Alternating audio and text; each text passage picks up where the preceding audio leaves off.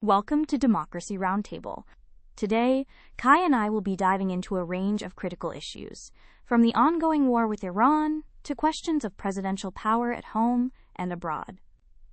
We'll also be examining some disturbing reports on human rights and government overreach. Kai, thanks for joining me. Thanks, Claire. It's important to keep these conversations going. It feels like every week brings more challenges to democratic norms.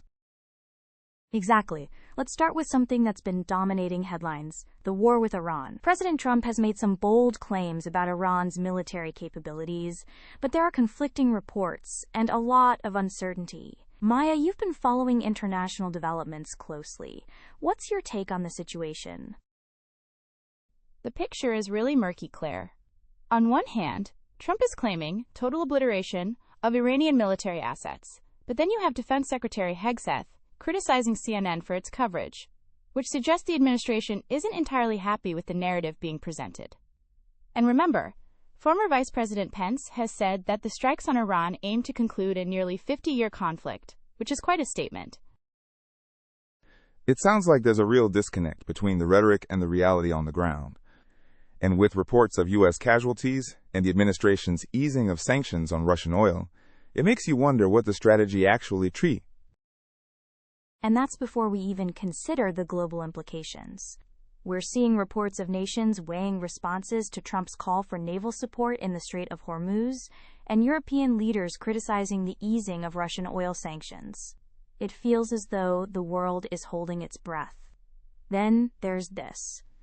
WADA is considering barring U.S. officials, including President Trump, from the Olympics and World Cup due to unpaid dues.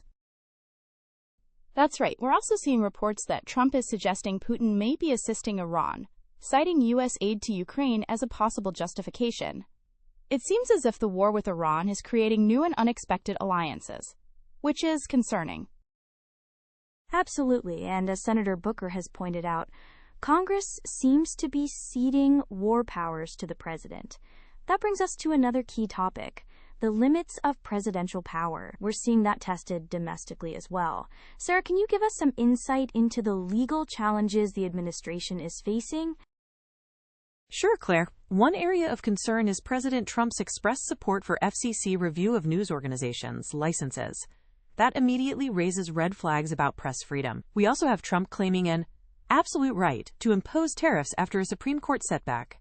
That directly challenges the separation of powers and the rule of law. It feels like we're in uncharted territory. And with the administration apparently moving to restart California offshore oil operations, it's clear that environmental concerns aren't a priority either.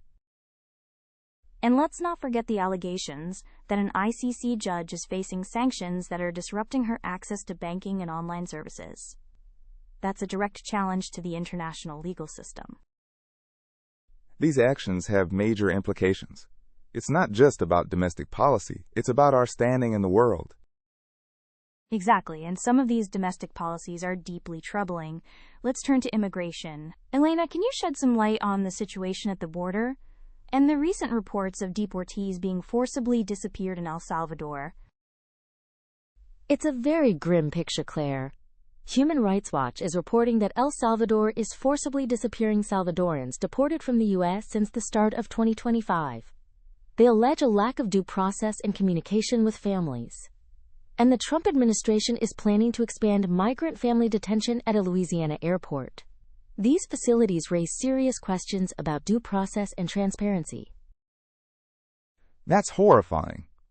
And it underscores the need for greater oversight of ICE and DHS.